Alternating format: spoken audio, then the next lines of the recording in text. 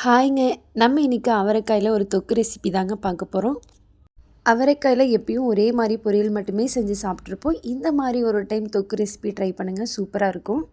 தொக்கு செய்கிறதுக்கு அவரைக்காய் 1/4 கிலோ நல்லா பொடியாக கட் பண்ணி எடுத்து வச்சுக்கோங்க. ஒரு மீடியம் சைஸ் பெரிய வெங்காயம், ஒரு மீடியம் சைஸ் தக்காளி, ஒரு துண்டு இஞ்சி, 2 பல் பூண்டு எடுத்துக்கோங்க. 2 டேபிள் ஸ்பூன் குழம்பு மிளகாய்த்தூள், 1/4 டேபிள் ஸ்பூன் மஞ்சள் தூள், 1 1/2 டேபிள் ஸ்பூன் மல்லித்தூள் எடுத்துக்கோங்க. இப்போ ஒரு பேனில் எண்ணெய் சேர்த்திட்டு நம்ம எடுத்து வச்சுருக்க வெங்காயம் தக்காளியெல்லாம் நல்லா வதக்கி எடுத்துக்கலாங்க. நம்ம தொக்குக்கு நல்லா அரைச்சி பேஸ்ட் மாதிரி தான் சேர்த்துக்கணும். அதுக்காக தான் நம்ம வெங்காயம் தக்காளி நல்லா வதக்கிக்கிறோங்க.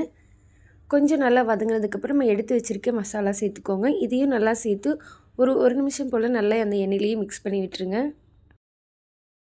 இது நல்லா ஆற வச்சு நல்லா ஃபைன் பேஸ்ட்டாக அரைச்சி வச்சுக்கோங்க. இப்போ அதே பேனில் 2 டேபிள் ஸ்பூன் அளவுக்கு ஆயில் சேர்த்துக்கலாம். தாளிப்புக்காக கொஞ்சம் சீரகம், கொஞ்சம் சோம்பு சேர்த்துக்கோங்க. இப்போ கட் பண்ணி வச்சுருக்க அவரைக்காய் சேர்த்துட்டு நல்லா வதக்கி விட்டுருங்க.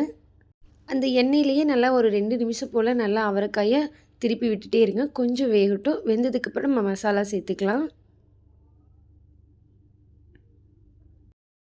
இந்த தொக்கு ரெசிபி சூடான சாதத்தில் சேர்த்து சாப்பிட்டிங்கன்னா சூப்பராக இருக்கும். கண்டிப்பாக ட்ரை பண்ணுங்க. நார்மல் அவரைக்காய் பொரியலை விட இந்த அவரைக்காய் தொக்கு சூப்பராக இருக்குங்க. பார்த்திங்கன்னா ஓரளவுக்கு நல்லா வெந்துருச்சு அவரைக்காய். இப்போ நம்ம அரைச்சி வச்சுருக்க பேஸ்ட்டு சேர்த்துக்கலாம்.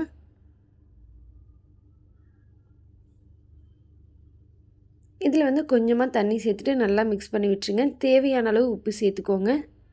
உங்களுக்கு காரம் இன்னும் கொஞ்சம் கூடுதலாக தேவைப்பட்டால் நீங்கள் தனி மிளகாத்தூள் கொஞ்சம் சேர்த்துக்கோங்க, நல்லாயிருக்கும். இது நல்லா கொதித்து கொஞ்சம் தொக்கு பதத்துக்கு வர அளவுக்கு நல்லா கொதிக்க விட்டுருங்க. மூடி போட்டு வச்சுருங்க. பார்த்திங்கன்னா நல்லா தொக்கு ரெடி ஆயிடுச்சு. இப்போ கடைசியாக மல்லி இலை சேர்த்துட்டு நல்லா கலந்து விட்டுருங்க.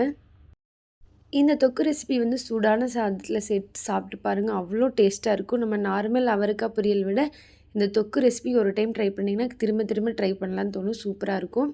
கண்டிப்பாக ட்ரை பண்ணுங்கள். நீங்கள் இது வரைக்கும் நம்ம சேனலை சப்ஸ்கிரைப் பண்ணாமல் இருந்தீங்கன்னா கண்டிப்பாக சப்ஸ்கிரைப் பண்ணி வச்சுக்கோங்க. நம்ம வீடியோஸை ஷேர் பண்ணுங்கள், லைக் பண்ணுங்கள், கமெண்ட் பண்ணுங்கள்.